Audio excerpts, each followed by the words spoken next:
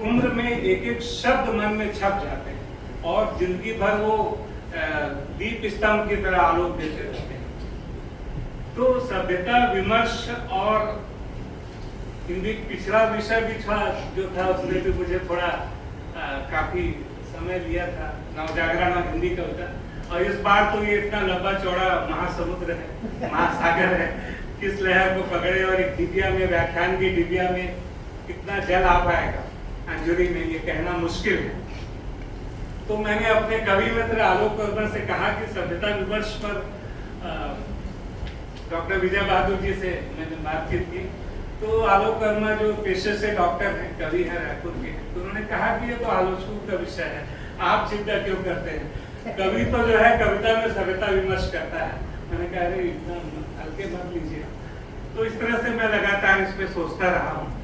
कुल मिला के एक वाक्य में अगर हम ये कहें तो आज का जो पूरा दौर है, जो दुनिया जहाँ पहुँच रही है और जिसको हम विकास कहते हैं, विकास तो है ही, लेकिन इस विकास का जो खामियाजा भी जो मनुष्य समाज को भुगतना पड़ रहा है, तकनीकी विकास का, या आज़ादी के बाद जो रास्ता सरकार ने अपनाया औद्योगिक विकास का, तो उसमें दुनिया जहाँ आज पहुँच गई, तो आज की चुनौतियों पर जो विचार और विमर्श है, दरअसल वही एक आसान भाषा में सभ्यता विमर्श है, आज की चिंता है। तो सबसे पहले तो मुझे जो पहला वाक्य याद आया, वैसे तो मैंने, क्योंकि मैं फरवरी में मुक्त हो गया हूँ मंत्रालय के अपने भारत सरकार के सरकारी दायित्वों से, तो मैंने बाकायदा नोट्स ले लिए थे। तो कल निम्मी मैडम ने कहा कि आपके पास इतना समय होगा और आप उसकी कोई बोलने की कमी नहीं। मैंने कहा कि वो पूरा व्याख्यान जो अगर दिया जाए तो 1.25 घंटे से अधिक का है, लेकिन मैं बहुत सारगर्भित और संक्षेप में ही, मतलब जो समय दिया गया है उसमें ही उसकी कुछ बुनियादी बातों को सम्मिलित करने की कोशिश करूंगा। तो मुझे सबसे पहले रामचंद्र शुक्ल का प्रसिद्ध वाक्य याद आया कि जैसे जैसे सभ्यता का विकास होता जाएगा, हम सभी जानते हैं, कवि कर्म और जटिल होता जाएगा। आज की तारीख में आप देखिए कि कवि कर्म तो तब बचेगा जब मनुष्य का जीवन बचेगा। आज इस सभ्यता की जो सबसे बड़ी जो 2 चुनौतियां हैं, वैसे तो पूरी एक फहरिस्त है, युद्ध और पर्यावरण, जिसमें समय, समाज, दुनिया, मनुष्य का जीवन के ही नष्ट हो जाने की पूरी आशंका है। तो आज की तारीख में इसका एक पाठ इस तरह से भी किया जा सकता है कि जैसे जैसे सभ्यता का विकास होता जाएगा, मनुष्य का जीवन और जटिल होता जाएगा, क्योंकि सभ्यता की जो पेचीदगियां हैं, जो चुनौतियां हैं, वो बहुत बढ़ती जाएंगी और मनुष्य एक तरह से अपने ही चक्रियों में, अपने ही बनाए हुए चक्रियों में, मनुष्य कहना तो उचित नहीं है क्योंकि उसमें साधारण और वंचित जन तो शामिल नहीं होते हैं सरकार के फैसलों में। तो जो हमारे जो रहबर हैं उनकी बात करें, तथाकथित जो इस दुनिया को जहाँ ले जाना चाह रहे हैं। कल भी मैं एयरपोर्ट दिल्ली में आते आते युद्ध के जो समाचार देख रहा था, तो बहुत भयावह स्थिति है आज की तारीख में। तो मनुष्य का जीवन ही संकट में है, समाज ही संकट में है। और आप याद कीजिए जयशंकर प्रसाद जी का कामायनी का आरंभ याद कीजिए, वो भी एक सभ्यता विमर्श है कविता अपने ढंग से, कामायनी भी जो कि आरंभ में ही जल प्रलय हो चुका है और एक जो मनुष्य बचा है वो बहुत दुखी सा पैदा जल प्रवाह तो देख रहा है, प्रलय प्रवाह को। तो कवि को जो भविष्य दृष्टा कहा गया है, रचनाकार को, जो दूर का देख लेता है, संजय की तरह उसके पास दिव्य दृष्टि होती है, महाभारत में क्या हो रहा है वो बता रहा है धृतराष्ट्र।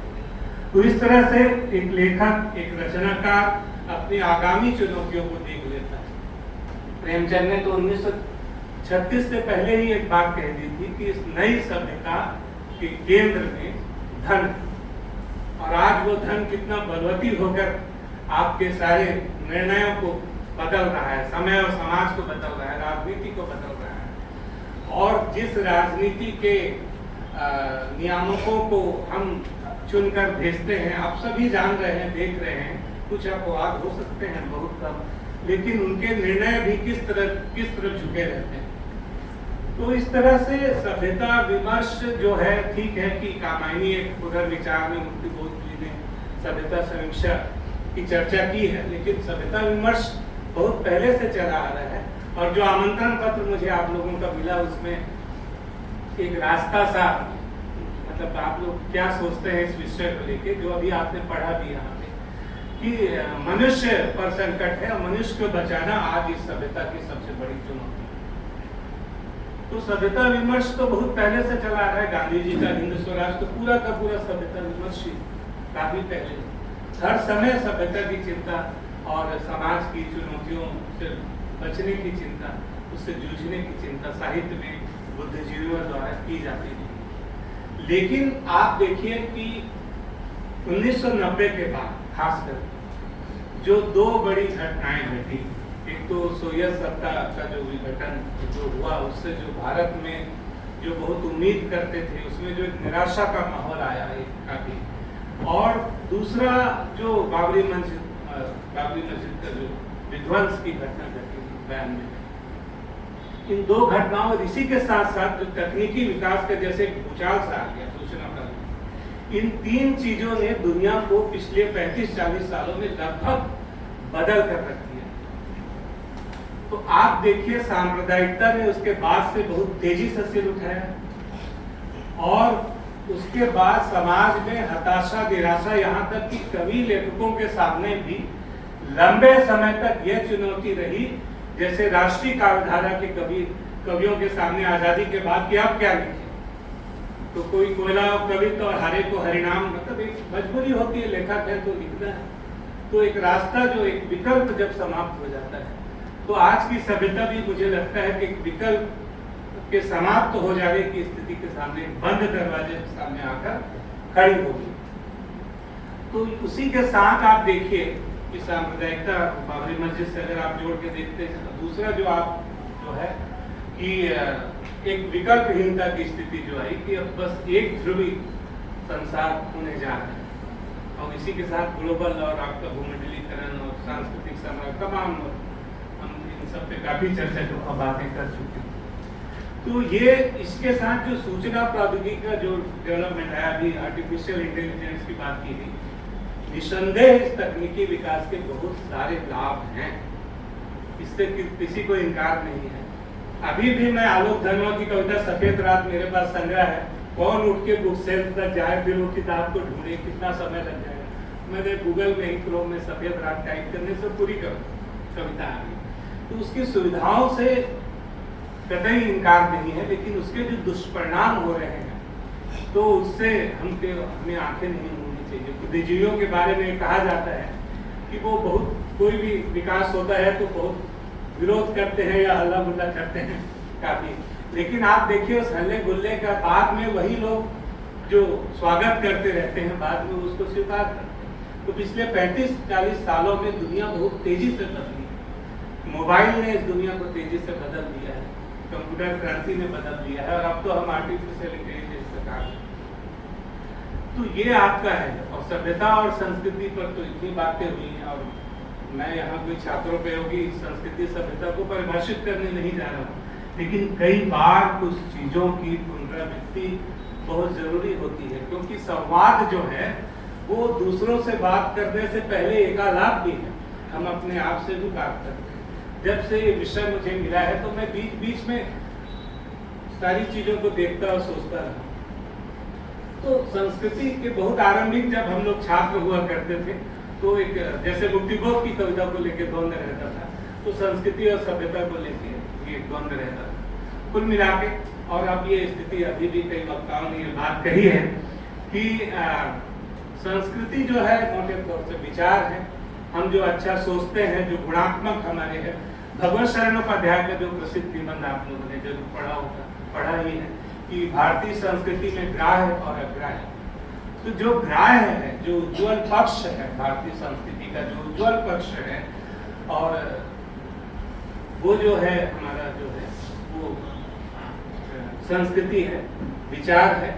और मैं बीच में व्यतिक्रम करूंगा, संतोष जी का नाम लेना, शायद संतोष सेलेक्ट जी जो होता है, जो सबसे प्रिय और करीबी होता है, वो छूट जाता है। मेरे 17-18 साल उनके साथ बीते हैं, और मैं उन्हें भी संबोधित कर रहा हूँ, और आज वो आए हैं यहाँ पे। तो संस्कृति और विचार की जो संस्कृति है, जब वो कर्म की सभ्यता में बदलती है, जब वो कर्म में परिणत हो जाती है, तो हम उसको सभ्यता के रूप में देखते हैं। लेकिन अभी मैं पढ़ रहा था कि सभ्यता बहुत सारे युद्ध के बाद भी वो सामने आई, तो ये अलग बहस का मुद्दा है। लेकिन हम फिलहाल भारतीय विकास की बात करें, सभ्यता की बात करें, तो इसमें दो कविता तुरंत हमको याद आती है। मैं साथ साथ में थोड़ा बहुत साहित्य भी, क्योंकि सभ्यता की जो ये विशाल जो कैनवास है, इसमें बहुत सारे बिंदु हैं। मैंने दो आपको बताए हैं। हम युद्ध पर थोड़ी सी चर्चा करेंगे और पर्यावरण जो मुख्य जो समस्या है इस सभ्यता की, इसके साथ ही धर्म है जिसका संकेत मैंने 92 की घटना से किया है, और राजनीति और सांप्रदायिकता जो आपस में होती हुई। इसके अलावा आप देखिए स्त्री विमर्श, आदिवासी दलित विमर्श, वृद्ध, आपका जो थर्ड जेंडर और बहुत सारी चीजें, महानगर, गांव, तकनीकी विकास और कई बिंदुओं पर हम बात कर सकते हैं। और मुझे लगता है आने वाली जो वक्ता है वो सब एक पिक्चर को पूरा करेंगे, सब अपनी अपनी तरफ से रंग भरेंगे। तो मैं जैसे ही मुक्तिबोध की कविता जो है, मुझे आदि से अंत तक सभ्यता विमर्श की कविता प्रतीत होती है। उसके आगे पीछे आप देखिए रघुवीर साहब जी उनके बराबर ठहरते हैं, घूमित जिरा करते नजर आते हैं एक सीमा तक। तो मैं वो उस कविता से अपनी बात आरंभ करता हूँ, लेकिन उससे भी पहले मैं श्रीकांत वर्मा की तीसरा रास्ता मगध में संभवतः जो संकलित है, मगध में शोर है कि मगध में शासक नहीं रहे, जो थे वे मदिरा, प्रमाद और आलस्य के कारण इस लायक नहीं रहे कि उन्हें हम मगध का शासक कह सकें। लगभग यही शोर है अवंती में, यही कोसल में, यही विदर्भ में कि शासक नहीं रहे, जो थे उन्हें मदिरा, प्रमाद और आलस्य ने इस लायक नहीं रखा कि उन्हें हम अपना शासक कह सकें। तब हम क्या करें? शासक नहीं होंगे तो कानून नहीं होगा, कानून नहीं होगा तो व्यवस्था नहीं होगी, व्यवस्था नहीं होगी तो धर्म नहीं होगा, धर्म नहीं होगा तो समाज नहीं होगा, समाज नहीं होगा तो व्यक्ति नहीं होगा, व्यक्ति नहीं होगा तो हम नहीं होंगे। हम क्या करें? कानून को तोड़ दें, धर्म को छोड़ दें, व्यवस्था को भंग करें। मित्रों, दो ही रास्ते हैं, दुर्नीति पर चलें और नीति पर बहस बनाए रखें, दुराचरण करें, सदाचार की चर्चा चलाए रखें, असत्य कहें, असत्य करें, असत्य जिएं और सत्य के लिए मर मिटने की आन नहीं छोड़ें। अंत में प्राण तो सभी छोड़ते हैं, व्यक्ति के लिए हम प्राण नहीं छोड़े। मित्रों, तीसरा रास्ता भी है, मगर वह मगध, अवंती, कोसल या विदर्भ होकर नहीं जाता। श्रीकांत वर्मा की कविता तीसरा रास्ता यहाँ समाप्त हो जाती है और तीसरा रास्ता की तरफ वो मात्र संकेत करते हैं, खुलकर नहीं कहते, क्योंकि वो सत्ता में थे और नामोर जी ने कहा है कि वो सत्ता में रह के भी सत्ता का मरसिया पढ़ रहे हैं मगध के बारे में। लेकिन ठीक यही मुक्तिबोध की कविता उनसे पहले लिखी गई एक स्वप्न कथा, आप कोई भी कविता उठा लीजिए, स्वप्न कथा में देखिए तो उसमें सभ्यता की जटिलताओं के साथ, बहुत ही फैंटेसी के साथ, कल्पना के साथ वो उसके समाधान की तरफ संकेत भी करते हैं। मैं आरंभ में भी इस कविता की चर्चा करूंगा और अंत में भी हम इस कविता को याद करेंगे। एक स्वप्न कथा, ये कविता आरंभ होती है, विजय और एक पराजय के बीच मेरी शुद्ध प्रगति, मेरा स्वर। पहली पंक्ति ये है कि विजय और एक पराजय के बीच। आज आप देखिए, आज का मनुष्य इसी दोराहे पे खड़ा है, एक तरफ विजय है और एक तरफ पराजय है। तो हमको ये देखना है कि विजय में हमने क्या पाया है और पराजय में हमने क्या क्या खोया है। मुझे लगता है इस विजय और पराजय के बीच की जो प्राप्ति है और जो खोई हुई चीजों की जो सूची है, संभवतः सभ्यता विमर्श का रास्ता इसी के बीच से होकर गुजर सकता है। तो आप देखिए कि कविता आरंभ होती है एक बहुत बड़े की एक समुद्र है और उसमें वो डूब रहे हैं, कवि काव्य एक डूब रहे हैं और एक जलपोत। मुक्तिबोध की कविता में आपने देखा वो अक्सर अंधेरा सा रहता है और उसमें एक जलपोत आता है और कोई उनकी तरफ हाथ बढ़ाता है, उनको डूबने से बचाता है। मैं उस कविता तो उसमें वो संकेत करते हैं, कितनी ही गर्व गई सभ्यता संस्कृतियां डूब गई, कांपा है ठहरा है, काल जल गहरा है, शोषण की अति मात्रा, स्वार्थों की सुख यात्रा जब जब संपन्न हुई, आत्मा से अर्थ गया, मर गई सभ्यता। अब आप देखिए इतने कम शब्दों में इतनी स्पष्ट बयानी और क्या हो सकती है। कितनी ही गर्वमयी सभ्यता संस्कृतियां डूब गई, कांपा है ठहरा है, काल जल गहरा है, शोषण की अति मात्रा, स्वार्थों की सुख यात्रा जब जब संपन्न हुई, आत्मा से अर्थ गया, मर गई सभ्यता। तो आत्मा से अर्थ का चला जाना शायद एक मनुष्य होने, मनुष्य की गरिमा होने का अर्थ है जो चला जाता है। और कविता के अंत में वे समाधान की तरफ भी संकेत करते हैं, जो श्रीकांत वर्मा की कविता तीसरा रास्ता नहीं कर पाती है। मैं वो अंश पढ़ रहा हूँ। इतने में अकस्मात तैरता आकाशा समुद्री अंधेरे में, जगमगाते अनगिनत तारों का उपनिवेश, विविध रूप दीपों की अनगिनत बातों का रहस्य दृश्य, सागर में प्रकाश दीप तैरता, जहाज ही जहाज सर्च लाइट फेंक, घनीभूत अंधेरे में दूर दूर उछलती लहरों पर जाने क्या ढूंढता, सागर तरंगों पर भयानक लट्ठे सा डूबता उतराता दिखाई देता हूँ, चमकती चादर एक तेज फैल जाती है, मेरे सब अंगों पर एक हाथ आता है मेरे हाथ, वह जहाज शोक विद्रोह भरे संगठित विरोध का साहसी समाज है, भीतर और बाहर के पूरे दलिद्र से मुक्ति की तलाश में, आगामी कल नहीं आगत पर आज है। तो ऐसा लगता है कि मुक्ति बोध की उपयुक्त कार्य पंक्तियों में, कविता के विशेष रूप से अंतिम पंक्तियों में, जिसमें वो जहाज को एक संगठित समाज कहते हैं और जिससे जो भीतर और बाहर के पूरे दलिद्र से मुक्ति की तलाश में है, तो वही इस सभ्यता के बंद दरवाजे को खोलने की चाबी शायद इन्हीं पंक्तियों में मुक्ति बोध के निहित है, या ऐसे ही रचनाओं में पंक्तियों में निहित हो सकती है कि सभ्यता जहाँ एक बंद दरवाजे के पास आके ठहर गई है और आप उसको आगे जाना है, तो एक चाबी जैसी मुक्ति बोध की कविताओं में छुपी हुई है, एक विजय और पराजय के बीच।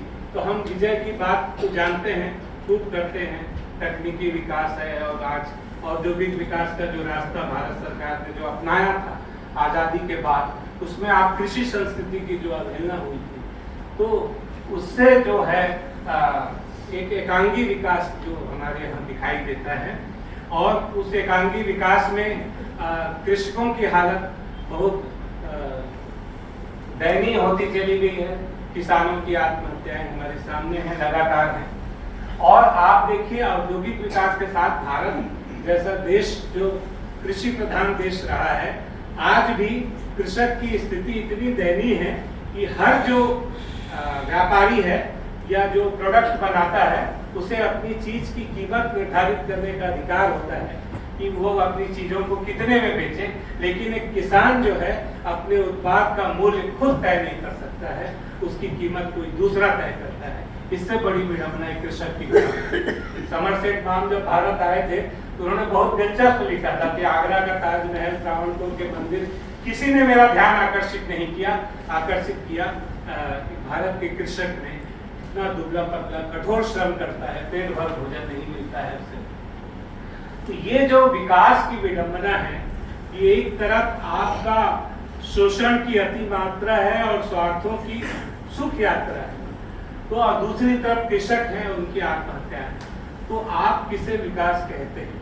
विकास केवल तकनीकी है या भौतिक है, या वो नैतिक भी है, या जिसे गांधी जी अंतिम जन कहते हैं, वहां तक हमारा विकास जा रहा है? इस पर आज सोचने की जरूरत है।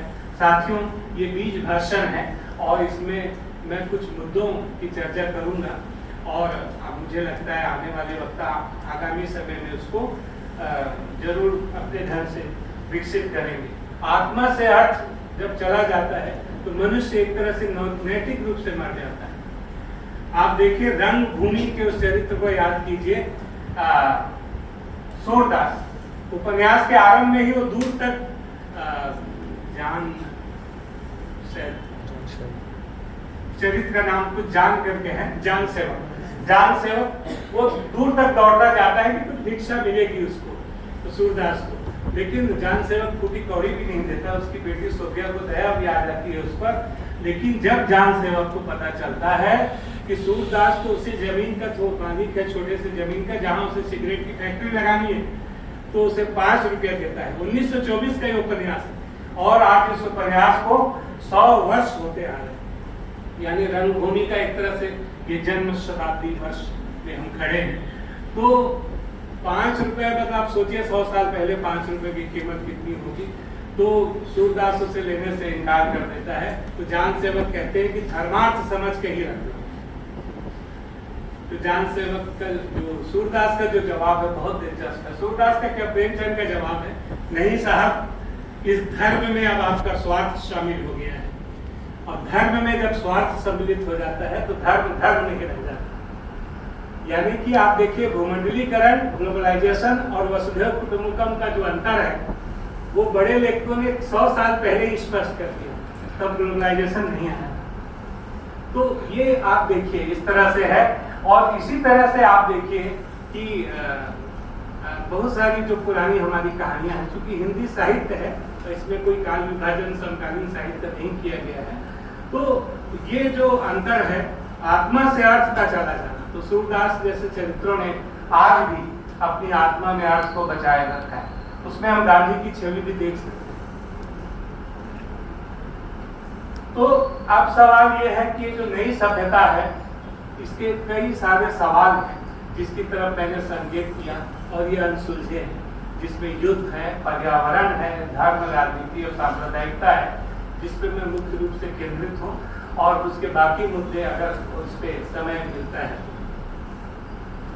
तो ऐसा लगता है कि जो आर्टिफिशियल इंटेलिजेंस तक हम आए हैं, तो जो लोकहित है या लोक कल्याणकारी है, क्या कोई भी मशीन या आर्टिफिशियल इंटेलिजेंस या कंप्यूटर मनुष्य के मस्तिष्क का पर्याय हो सकता है? क्या कोई भी मशीन लोक कल्याणकारी दृष्टि से, लोक मंगल की दृष्टि से, जनहित में, लोकहित में कोई फैसला ले सकती है, या वो केवल लोभ लाभ के लिए एक वर्ग द्वारा ही संचालित होगी? ये प्रश्न हमारे सामने है, क्योंकि धीरे धीरे पूरी सभ्यता को ही आर्टिफिशियल इंटेलिजेंस ऐसा लगता है कि संचालित करने लगेगी आने वाले समय में। ये भयावह दृश्य सा प्रतीत होता है। ऐसा लगता है कि अब देखिए हिंद स्वराज में गांधी जी ने सुई को भी एक मशीन माना।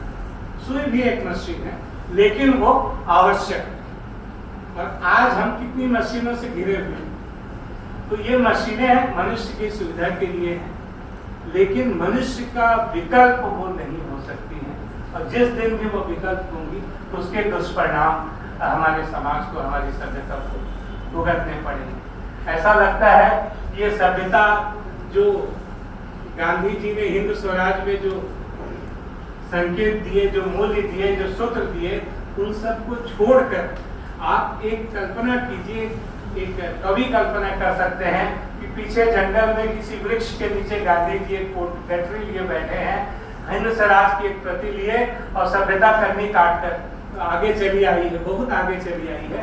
गांधी क्यों, अम्बेडकर, मार्क्स, बुद्ध, उनसे पहले सारे लोग पीछे छूटते चले गए हैं। ये सभ्यता आखिर ये कैसा विकास है? प्रमोद वर्मा हिंदी के लेखक रहे हैं और अब नहीं हमारे बीच, स्वर्गीय। तो वो जब विदेश की यात्रा पर गए थे तो अपने, संभवतः रूस की बात है, तो वो अपने एक मित्र विदेशी लेखक के यहाँ ठहरे थे। तो उन्होंने, उनके लेखक उनको जीप में ले गए और बोले चलिए मैं आपको नाइटिंगेल के गीत सुनाता हूँ। तो प्रमोद वर्मा जी 4 किलोमीटर दूर जब बाहर आए तो बोले नाइटिंगेल के गीतों को सुनने के लिए क्या गांव से 4 किलोमीटर दूर, इतनी दूर जाना पड़ेगा? तो बोले हाँ, जंगल कट रहे हैं और नाइटिंगेल अब घने जंगलों में चली गई। तो 4 किलोमीटर दूर वो बाहर 1 घंटे प्रतीक्षा में बैठे रहे, और उसके बाद भी उनको उस पंछी की आवाज नहीं सुनाई दी, और निराश होकर वो लौट आए। लौटते हुए उन्होंने कहा कि ऐसा विकास किस काम का कि हम नाइटिंगेल के गीतों से वंचित हो जाए?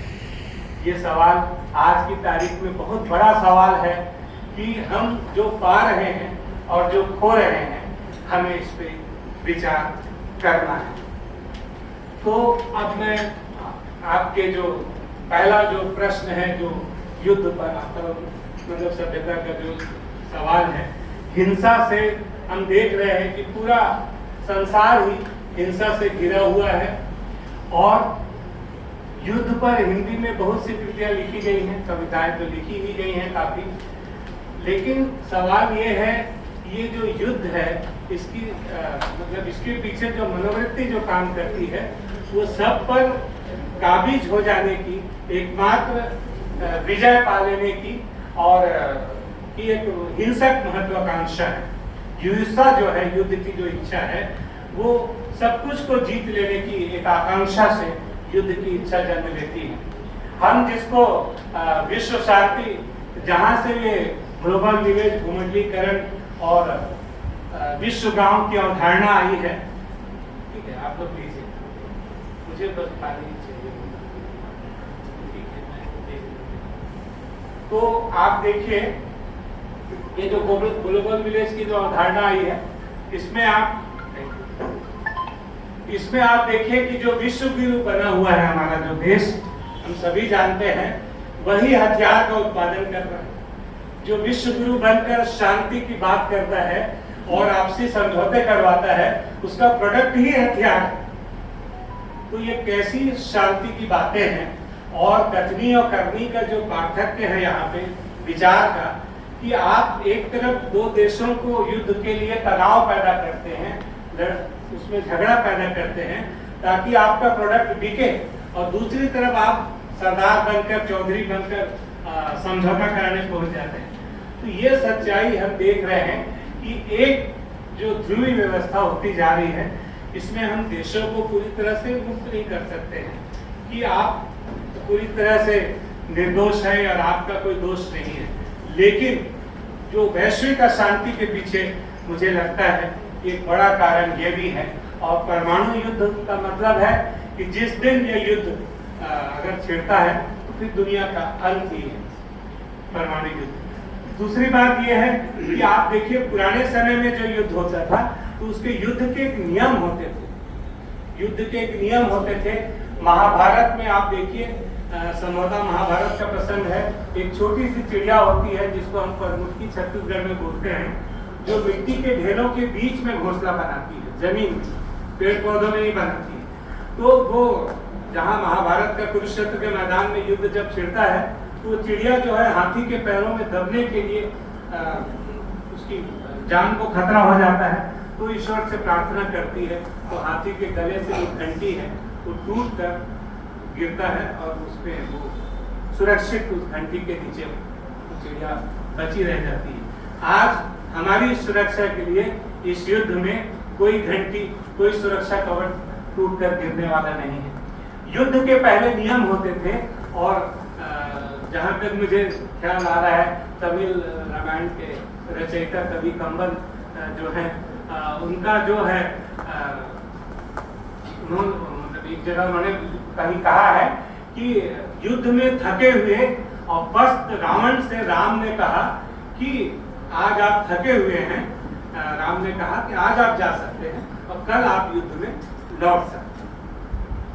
अब आप बताइए, एक शत्रु के प्रति जो मानवता दिखाई गई है, आज तो मित्रों के बीच भी उस मानवता की खोज ही सभ्यता विमर्श का एक मुद्दा हो सकता है। और पहले युद्ध के नियम होते थे कि जो आपके हथियार हैं, जो युद्ध है, वो आपका विद्यालय, महाविद्यालय, अस्पताल, रिहायशी इलाकों में कोई बम नहीं गिरेगा। लेकिन अब तो सारी जगहों पर, कोई आम जनता के ठिकानों पर भी मिसाइलें गिर रही हैं और युद्ध का कोई नियम नहीं रहा। पहले युद्ध का नियम से युद्ध होते थे, अब कोई उसके नियम नहीं रहे, सारे नियम टूट गए। तो विकास के हम उस स्थान तक जो आ गए हैं, उस बिंदु तक आ गए हैं जब ये अराजकता हमारे चारों तरफ फैल गई। और अभी जो आप देखिए, जो वैश्विक स्तर पे जो युद्ध हैं, किसी भी समय, किसी भी तनाव पे, किसी भी नाव पर आप युद्ध के कगार पर खड़े हैं और युद्ध अगर एक देश में होता है या दो देशों के बीच होता है, पूरे संसार पर उसका प्रभाव पड़ता है। आप जानते हैं प्रथम विश्व युद्ध और द्वितीय विश्व युद्ध का प्रभाव वैश्विक रूप से पड़ता है, क्योंकि आज के समय में आयात निर्यात हमारा पूरा बाजार चारों तरफ से प्रभावित होता है। उस जमाने में भी प्रथम विश्व युद्ध के बाद जो अनाज की कमी हुई थी, खाद्यान्न संकट आया था, उस पर बहुत सारा साहित्य कहानियां लिखी गई थी। उपेंद्रनाथ अश्क की ही कहानी संभवतः खटक एक कहानी है उन्हीं की, जो जमाखोरी की प्रवृत्ति के खिलाफ लिखी गई है। तो इस तरह से आप देखिए बहुत सारी चीजें आपकी आती हैं। और युद्ध पे जब हम कविताओं की बात करते हैं या रचनाओं की खोज करते हैं, तो इस युद्ध का कोई विकल्प ढूंढना या उसका बरक्स जो शांति है उसका ढूंढना। अभी जब मैं शांति के प्रति कबूतरों की बात कर रहा हूँ, कल का समाचार मैंने देखा कि अभी दिल्ली सरकार और भारत सरकार इस पर विचार कर रही है कि कबूतरों को दाना दिया जाए या नहीं दिया जाए कनाट प्लेस में, क्योंकि उनके बीट से भी जो कुछ संक्रमण या किस बीमारी अस्थमा वगैरह की जो है। लेकिन अब इसका अभी ये विचार विमर्श फाइनल कुछ निर्णय उसका आया नहीं है, लेकिन उस पर भी कोई बीच का रास्ता निकलना चाहिए ताकि परिंदों की सुरक्षा हो जाए और मनुष्य भी उससे बच जाए। इस तरह का कुछ एक साझा मिला जुला कोई मार्ग होना चाहिए। तो राम की शक्ति पूजा को मैं सबसे पहले याद करता हूँ, और वो हमारी हिंदी की प्रसिद्ध कविता है निराला जी की। और युद्ध विराम की स्थिति में वो कविता लिखी गई है, और लगभग पूजा के समय, शक्ति पूजा के समय, और उसमें बहुत सारी ऐसी पंक्तियां आती हैं, उगलता गगन घन अंधकार। और अभी आप देखिए जो धुआं जो ईरान इराक में इजराइल वगैरह में जो आप देखिए जो धुआं फैलता है, तो उगलता गगन घन अंधकार, तो वो गगन घन अंधकार अब मिसाइलों का काला धुआं उगलता सा प्रतीत होता है। तो इस तरह से, और सबसे बड़ी बात उसमें जो सबसे बड़ी पंक्ति है, अन्याय जिधर है उधर शक्ति, जिधर अन्याय है शक्ति उधर है। कहते आप देखिए कितने पहले जो बातें कही गई, आने वाले समय में उसका समाधान तो हुआ नहीं, बल्कि वो पंक्ति और प्रबल सत्य होकर हमारे सामने है, अकाट्य सत्य होकर हमारे सामने है। अन्याय जिधर है उधर शक्ति इस रूप में, और वह एक और मन रहा राम का जो न थका। तो इस तरह से राम की शक्ति पूजा में भी युद्ध की बातें हैं। युद्ध के मुद्दों पर किस तरह से समाधान हो सकता है, शांति का रास्ता, एक देश की गरिमा और स्वाभिमान की रक्षा होते हुए, इस पर एक संवेद और बौद्धिक विचार की आवश्यकता है, जो ऐसा विचार जो सत्ता में हस्तक्षेप भी कर सके। तो राम की शक्ति पूजा के बाद सरसा की एक रात में भी आप देखिए, जहाँ सीता एक अपहृत स्वतंत्रता का प्रतीक बन जाती है। कहानी में उसने कहा था, कहानी हमको सबसे पहले याद आती है जो प्रथम विश्व युद्ध में उनके पति और बेटे भेज दिए गए हैं फ्रांस की लड़ाई पर। तो बहुत सारी चीजें हैं, आगे फेहरिस्त भी मैं आपको पढ़ दूंगा, तो सूची तैयार है। लेकिन इसके साथ ही आप देखिए अंधा युद्ध है, कुरुक्षेत्र है, बहुत सारी कृतियां युद्ध और शांति पे लिखी गई हैं। और समकालीन समय में भी युद्ध पर बहुत सारे समकालीन हिंदी कवियों की, वरिष्ठ कवियों की, कनिष्ठ कवियों की कविताएं आपको देखने को मिलेंगी, और उनका उद्धरण और नामोल्लेख बहुत अधिक कर पाना तो संभव नहीं होगा। हम यहाँ आलोक धनवा की पंक्तियों को देखें। सफेद रात की मैंने चर्चा की थी। पूछो युद्ध सरदारों से, इस सफेद हो रही रात में क्या वे बगदाद को फिर से बना सकते हैं? वे तो खजूर का एक पेड़ भी नहीं उगा सकते, वे तो रेत में उतना भी पैदल नहीं चल सकते जितना एक बच्चा ऊंट का चलता है। धूल और गुब्बार से अंतरिक्ष की तरह खेलता हुआ क्या वे एक ऊंट बना सकते हैं? एक गुंबद, एक ताबूत, एक ऊंची सुराही, एक सोता जो धीरे धीरे चश्मा बना, एक गली जो ऊंची दीवारों के साए में शहर में घूमती थी, और गली में सिर पर फिरोजी रुमाल बांधे एक लड़की जो फिर कभी इस गली में नहीं दिखेगी। अब उसे याद करोगे तो वह याद आएगी। अब तुम्हारी याद ही उसका बगदाद है, तुम्हारी याद ही उसकी गली है, उसकी उम्र है, उसका फिरोजी रुमाल है। जब भगत सिंह फांसी के तख्ते की ओर बढ़े तो अहिंसा ही थी उनका सबसे मुश्किल सरोकार। अगर उन्हें कबूल होता युद्ध सरदारों का न्याय तो वे भी जीवित रह लेते, बर्दाश्त कर लेते धीरे धीरे उजड़ते रोज मरते हुए लाहौर की तरह, बनारस, अमृतसर, लखनऊ, इलाहाबाद, कानपुर और श्रीनगर की तरह। तो सफेद रात कविता में आलोक वर्मा युद्ध की इस स्थिति को बताते हैं। बहस नहीं चल पाती, बस हत्या होती है, और जो बहस चलती है उसका अंत भी हत्या से होता है।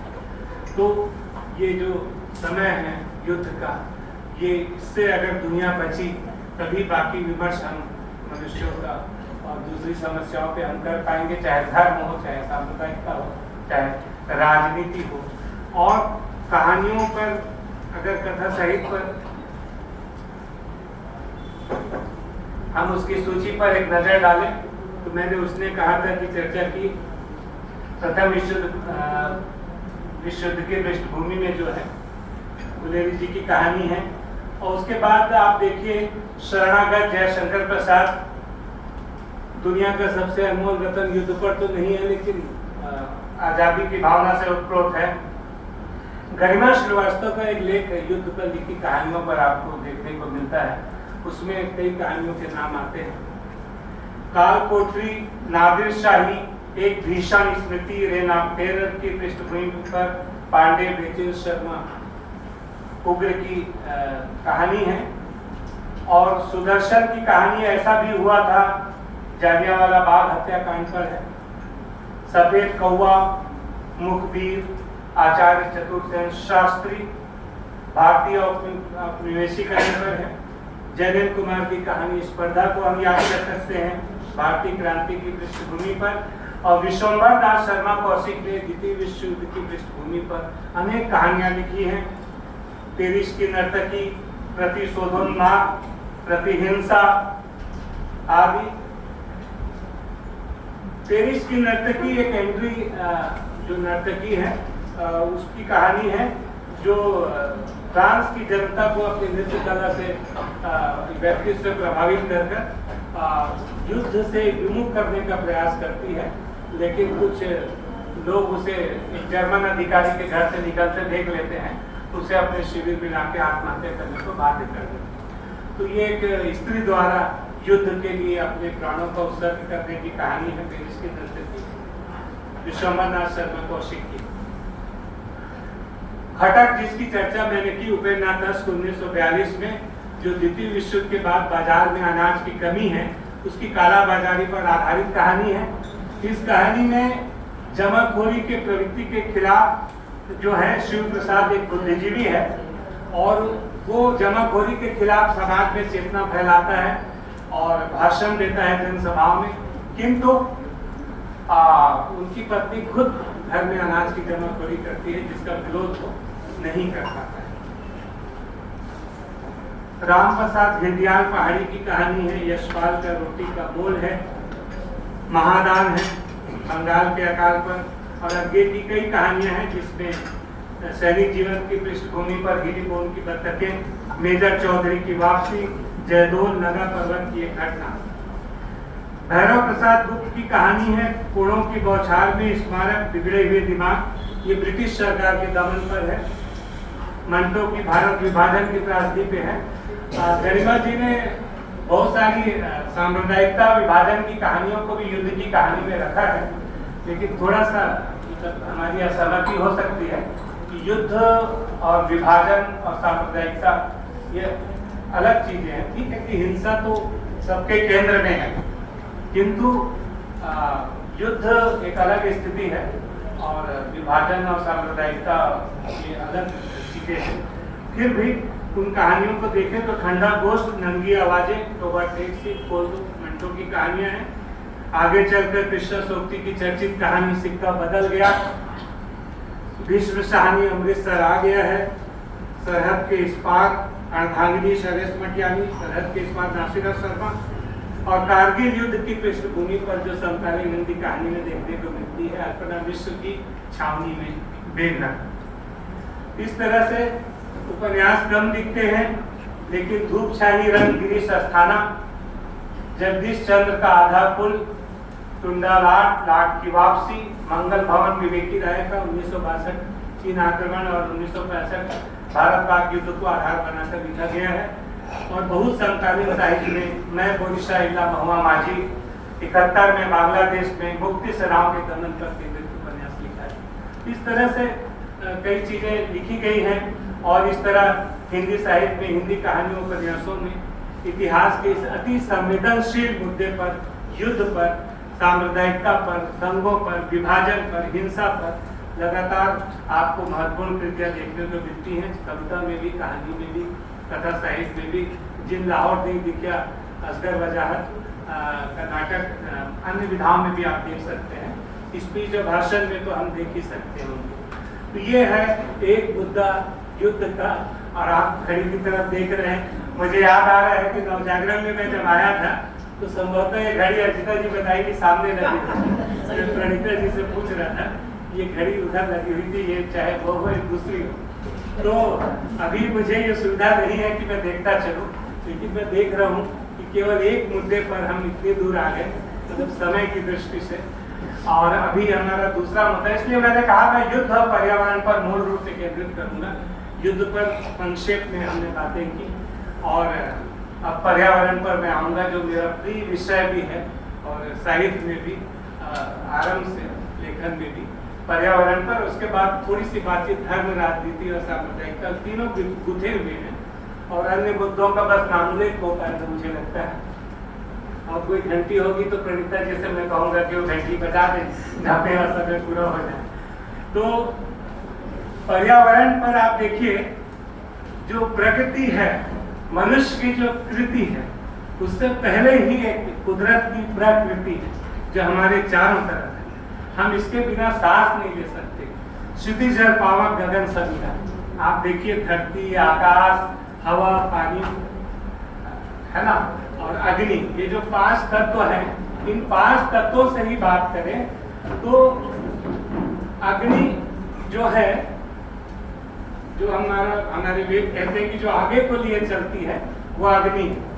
अब अग्नि का जो इस्तेमाल है, देखिए एक अग्नि जो है दीपक में जल रहा है, दीपावली, धनतेरस शायद आज या कल ही होगा, तो एक अग्नि दीपक में जलता है, एक अग्नि चूल्हे में जल रही है, एक अग्नि जंगल के अलाव में है, एक अग्नि भूख मिटाने के लिए है, एक अग्नि दीपक में रास्ता दिखाने के लिए। कंदील, मुक्तिबोध की कविता में भी एक डायरी में लालटेन का प्रकाश आता है कि जिस तरह से लालटेन में जितना पथ उद्घाटित होता जाता है, वही अर्थात। तो लालटेन में जो अग्नि है, तो एक अग्नि वो है, और एक अग्नि का दूसरा रूप है जो दंगों में अग्नि, जो आगजनी है, तो वो उसका दुरुपयोग जो है। और दावानल भी अगर सायास है, अनायास नहीं है, जंगल में जो लगी हुई आग है, अगर वो लोभ और लाभ के लिए लगाई गई है, तो कितने वन्य पशु, परिंदे, पेड़ पौधे उसमें चले जाते हैं। तो क्षितिज जल पावक गगन समीरा में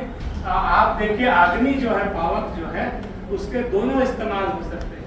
अगर मनुष्य के हाथ में है तो दिया सलाई के रूप में उसका उपयोग करे, या उसका अग्निकांड के रूप में उसका उपयोग करे। तो उसके लिए एक जन चेतना की आवश्यकता है, और जन चेतना ऐसे अकेले से नहीं बनने वाली है। मुक्तिबोध जिसको संगठित समाज बोलते हैं, तो उस तरफ एक सामूहिक साझा सोच से, समझ से हम उस विकल्प तक पहुंच पाएंगे। तो अब आप देखिए, धरती जो 5 तत्व हैं, प्रकृति वैसे तो अनंत है, तो प्रकृति जब मैं कहता, कई बार हमको बहुत लाइट लिटरेचर पढ़ने से भी, लाइट मतलब मैं जैसे रस्किन बार्ड जी को मैं लाइट नहीं कह रहा हूँ, लेकिन बच्चों के लेखक माने जाते हैं। तो आप रस्किन बार्ड जैसे लेखकों को भी जब पढ़ते हैं, तो बहुत बचपन में मैं जब पढ़ता था तब तो मुझे पता चला कि प्रकृति मतलब ये नहीं कि धूल, मिट्टी, तारे, आकाश, सूरज, चंद्रमा, धरती, हवा, नहीं। प्रकृति मतलब मधुमक्खी, ततैया, चिड़िया, हाथी, सांप, मोर, तितली, सारे जीव जंतु भी प्रकृति में सम्मिलित है। मछलियां जो पानी में है, सारी चीजें प्रकृति में आती हैं। तो ये प्रकृति के अर्थ का एक विस्तार है, प्रकृति के अर्थ का ये विस्तार है। तो इस तरह से धरती पे जब हम आते हैं तो मुझे गणेश नारायण देवी, जीएन देवी, आप जानते हैं अंग्रेजी के प्रोफेसर और पर्यावरण और आदिवासियों के कार्यकर्ता रहे, तो उन्होंने बहुत अच्छे कहा कि विकास का अर्थ जो है वो है धरती को खोदना। आज विकास के नाम पर आप देखिए धरती को तहस नहस किया जा रहा है, खोदा जा रहा है धरती को, और इसी धरती से संबंधित है, मतलब मटेरियल डेवलपमेंट तो हो रहा है, और जो बड़े जो बांध हैं उससे भी जो पर्यावरण असंतुलित हो रहे हैं, जो भूकंप के खतरे आ रहे हैं, और जो नर्मदा बचाओ आंदोलन जो सरदार सरोवर बांध में जो मेधा पाटकर ने किया था, जो पुनर्वास, जो डूब में जो गांव चले आते हैं, आप जरा उन पर सोचिए। नियमगिरी के जो पहाड़ों पर जो आंदोलन जो 17 साल चला, 2000 से लेकर 2017 तक वेदांता कंपनी के विरुद्ध, आप उसको देखिए। तो धरती को खोदना ही, और जब हम धरती कह रहे हैं तो आप जरा कृषि भूमि की स्थिति पे विचार कीजिए। आप देखिए कि कोई भी ऐसा कठोर कानून नहीं है, कोई भी ऐसा कठोर कानून नहीं है जो कृषि भूमि की रक्षा कर सके। यानी अगर एक ऐसा कठोर कानून बना दिया जाए, जो बहुत जरूरी मुझे लगता है, कि कृषि की जो भूमि है वो जनहित के कुछ कार्यों को छोड़कर, जैसे अस्पताल है, अस्पताल बनाना है, या शिक्षा विद्यालय है, तो बहुत जरूरी लोकहित में जो जरूरी सरकारी कार्यालय हैं वो बनाने हैं, उनको छोड़कर कृषि भूमि का इस्तेमाल केवल कृषि के लिए हो। कृषि भूमि अगर बिके तो केवल कृषि के लिए बिके, कृषक ही उसे खरीद सके, और जो कृषक नहीं है वो भी खरीद सके, लेकिन कृषि के लिए खरीद सके, और उसकी बिक्री एक लिमिट तक ही हो, ताकि अन्यथा एक दिन तो सारे जंगल कट जाएंगे, खेतों की जगह नहीं बचेगी, जिस तरह से आप विकास आप कर रहे हैं। इसी तरह से हमें ये भी एक जमीन की समस्या से कभी न छोड़े खेत, जो आप उपन्यास जगदीश चंद्र का देखते हैं, तो इस तरह से आप जो जमीन भूमि को खोदना, धरती को खोदना ही गणेश नारायण देवी कहते हैं। और एक बहुत अच्छी बात बोलते हैं कि विकास को एक आदिवासी की आंख से देखिए।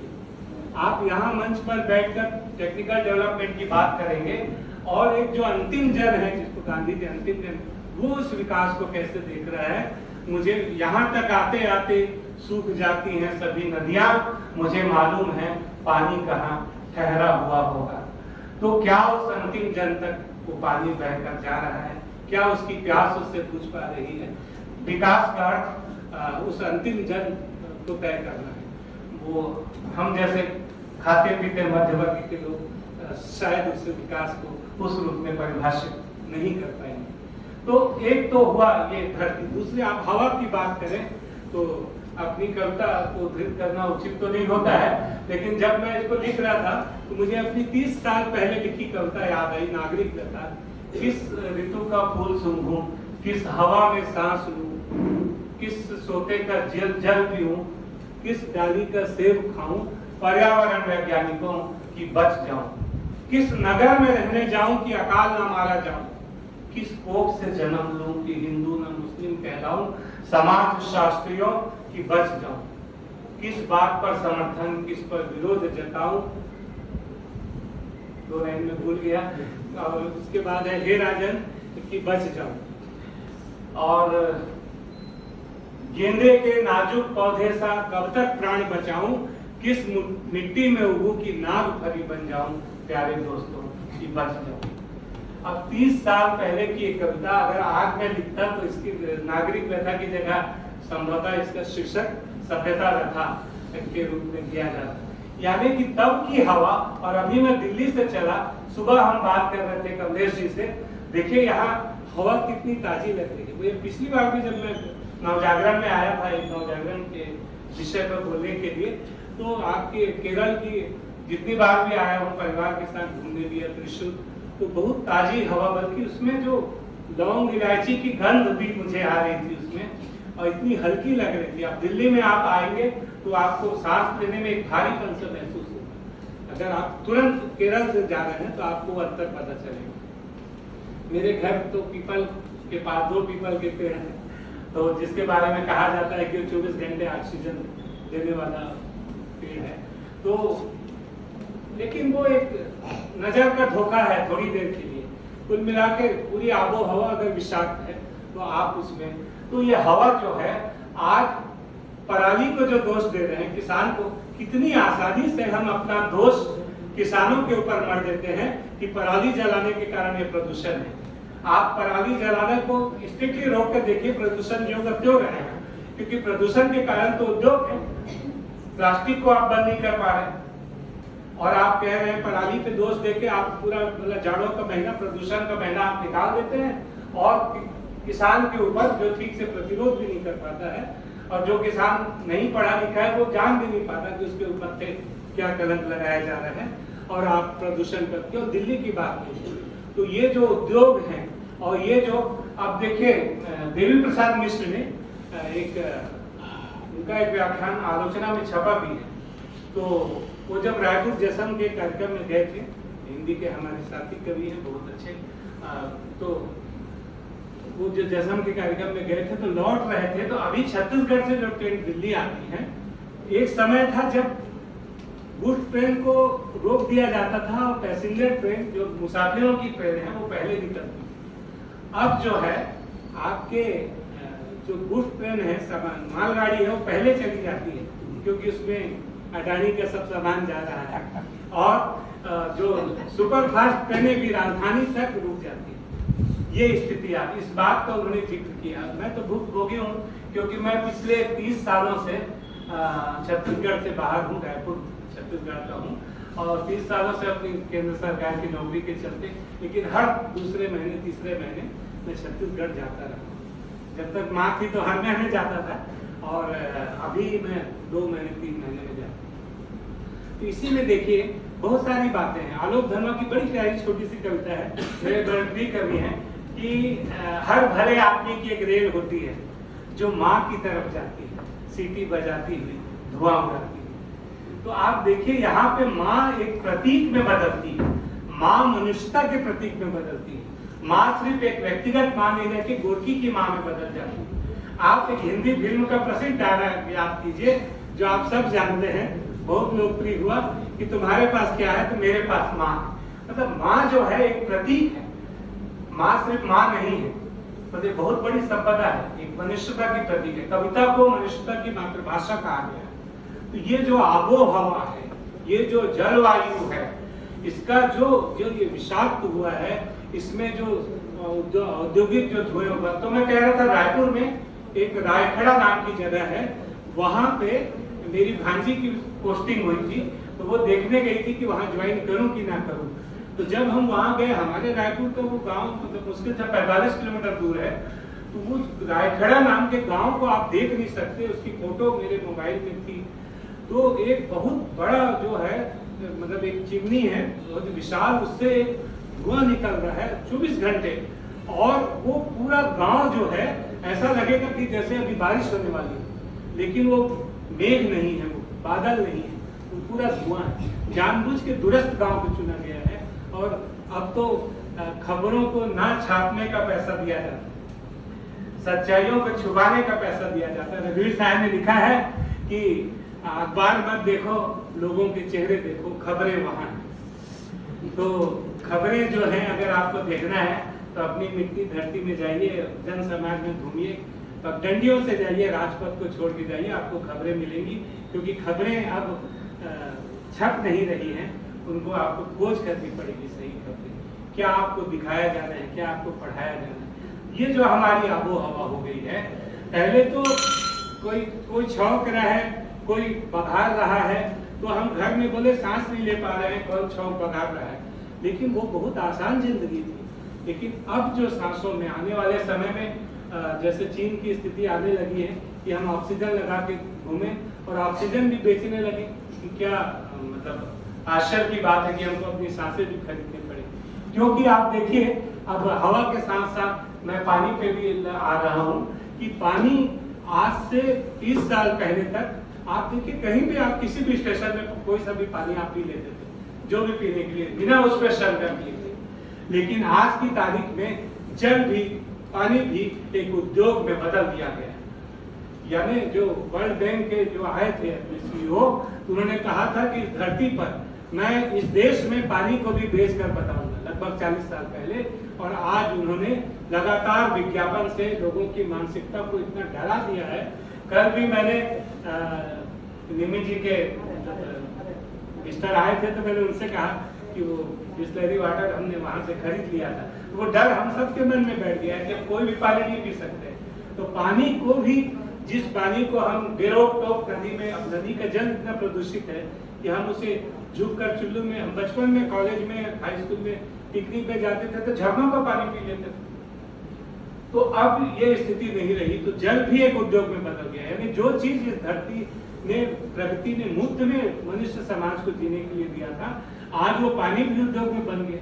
कितनी अजीब बात है जब मैं देखता हूँ कि मतलब टाटा का राइस, टाटा का नमक, अरे भाई क्या ये चीज आपने बनाया है, ये प्रोडक्ट किया है, वो तो आपकी बनी हुई चीजें हैं, आपने उसको एक मीडिएटर की तरह ले लिया है और उसमें अपना ब्रांड लगा के ये राइस, वो राइस, राइस तो राइस, बल्कि उसको आपने इतना पॉलिश कर दिया है।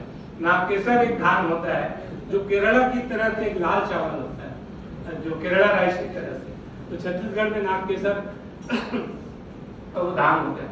तो उसका जो आज के समय में, तो हम पुराने समय में लौट रहे हैं, जड़ों की ओर वापसी जिसको बोलते हैं, तो उसका जो जितना ज्यादा आप पॉलिश उसको नहीं करवाते हैं, उतना ही हेल्थ के लिए वो अच्छा होता है।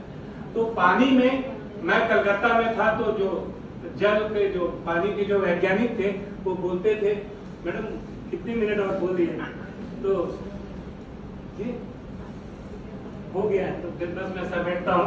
तब तो फिर मैंने दासत ही गई बीती निशा सब, कबहू न नाथ नींद भर सो। तुलसीदास ने कहा है कि हे प्रभु, बिछाते झड़ाते ही पूरी रात बिस्तर गुजर गई, नींद भर तो मैं कभी सो ही नहीं पाया। तो मेरा तो पहला पॉइंट ही हुआ है। कोई बात नहीं, बाकी पॉइंट के लिए प्रणीता जी जिम्मेदार है, वो आगे बुलाएंगी मुझे, और उसके लिए जो छूट रहे हैं, मैंने कहा कि लगभग 2 घंटे का है, तो मैं बस 5 मिनट में, 5 मिनट तो है ना, तो मैं फिर समेट रहा हूँ, बहुत सारी चीजें छूट गई। और तो पर्यावरण पर आप देखिए पानी, और उसके बाद जो है आपका आकाश जो है, जो हम सबकी जो एक धरोहर था, वो वायुयानी के शोरगुल से भरा पड़ा है। तो इस तरह से हमारे पास सारी चीजें हैं। मुझे अफसोस है कि बहुत सारी बातें रह गई हैं, फिर भी इसमें जो है कुछ बातें आ पाई हैं, और मैं उन मुद्दों की चर्चा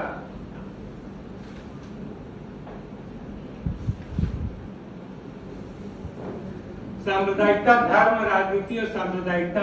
धर्म का जो आडंबर, जो बाह्य रूप है, आप देखिए धर्म का जो बाह्य, तो प्रकृति पे, पहले मैं पर्यावरण पर एक वाक्य में समाप्त कर दूं कि पर्यावरण और प्रकृति को अगर हम नहीं बचाते हैं, अपने जल जंगल जमीन को नहीं बचाते हैं, इस दृष्टि से विकल्प की तरफ हम जाएंगे, तो नियमगिरी के जो पहाड़ पे आदिवासियों की जो जीत है 2000 से 2017 तक की, उसमें जो सुप्रीम कोर्ट का जो निर्णय है, वो बहुत बड़ी जीत है कि एक ग्राम सभा गठित की जाएगी, और उसमें रायगढ़ के 7 गांव और कालाहांडी के 5 गांव, 12 गांव मिलकर जो निर्णय लेंगे, तभी जमीन जंगल जो है, पहाड़ जो वेदांता कंपनी को दिए जाएंगे, अदरवाइज नहीं दिए जा सकेंगे। और एक भी ग्रामीण लाखों हजारों में भी नहीं बिका हो, ये बहुत बड़ी जीत है।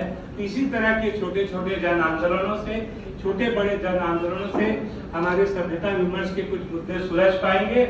और मुक्तिबोध ने जिसको कहा है कि संगठित समाज का जो विरोध है, और संगठित और साहसी समाज, तो हिंदी कविता ने जो है, हिंदी साहित्य ने अपने उस साहस को बचाए रखा है। ठंड से नहीं मरते शब्द, और न मौसम की नमी से, बल्कि साहस की कमी से कभी कभी मर जाते हैं शब्द। मुझे खुशी है कि हिंदी में चाहे कथा साहित्य हो या कविता हो, नाटक हो, किसी भी विधा में हमारे समर्थ कलमकारों ने अपने शब्दों को मरने नहीं दिया है, और मरने नहीं दिया। दूसरी बात, एक कविता केदारनाथ सिंह की है कि वो देर रात रेलवे स्टेशन में जाते हैं, तो वहां सब मुसाफिर थके हुए हैं और सो रहे हैं अपने अपने ट्रेन के इंतजार में, जो ट्रेन लेट है, सामान को अपने हाथ में गट्टी लिए हुए हैं, और तब वो कहते हैं ये कैसी सभ्यता है जिसके पास एक लोरी तक नहीं उन मुसाफिरों के लिए जिनकी ट्रेनें ग्रेट। तो हम इस सभ्यता में आप देखिए कि जिसके पास एक लोरी नहीं है, तो इस सभ्यता में हमारी नींद, आज के मनुष्य की नींद सब कुछ को पा कर भी, इतनी बड़ी विजय, तकनीकी विजय, भौतिक उपलब्धियों के बाद भी उसकी नींद उखड़ी हुई है, उछटी हुई है, उद्विग्न है। ऐसी उद्विग्न नींद में भला वे सपने कैसे आएंगे जिसे कभी बुद्ध ने, गांधी ने और अम्बेडकर ने देखा था। और उन सपनों के बिना जब वे सपने एक दिन इसी साहसी समाज के द्वारा, इसी संगठित समाज के द्वारा, इन्हीं जन आंदोलनों के द्वारा जब वो सपने सच होंगे, तभी इस सभ्यता को उसका सच्चा अर्थ और सच्चा सौंदर्य प्राप्त हो सकेगा। क्योंकि सभ्यता एक सूखा हुआ फूल में बदल गई है और उसकी असली जो सुरभि है, उसकी असली जो खुशबू है, वो मनुष्यता है, वो मनुष्य की महक है। जिस दिन हम अपने संगठित प्रयासों से, साझा प्रयासों से, और जिस दिन हम अपने छोटे बड़े जन आंदोलनों से, जो हमारी लड़ाइयां हैं वो जानबूझकर या अनायास छोटी छोटी लड़ाइयों में बांट दी गई है, स्त्री विमर्श, दलित विमर्श, वृद्ध विमर्श, कृषक विमर्श, इन सब को अगर एक में एक हो जाए राष्ट्रीय धारा की तरह, स्वतंत्रता आंदोलन की तरह, तो तब मुझे लगता है उस दिन हम अपने इस सूखे हुए, ये सभ्यता का जो सूखा हुआ फूल है, उसकी सुरभि को, उसकी महक को वापस ला पाएंगे, ताकि वो फिर से एक बार खिल सके, महक सके। आप सबका बहुत बहुत धन्यवाद।